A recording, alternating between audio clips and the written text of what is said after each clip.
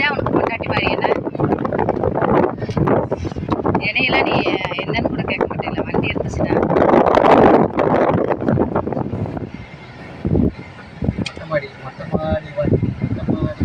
இல்லை நான் வேணுமா உனக்கு வண்டி வேணுமா?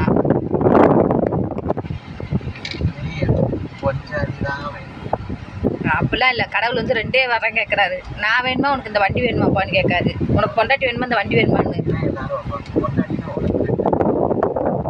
இப்போ வண்டி தான் முக்கியமா உனக்கு?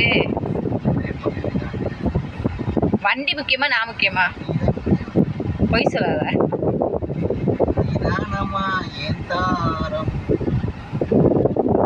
ஆறாரம்மா பக்கத்துல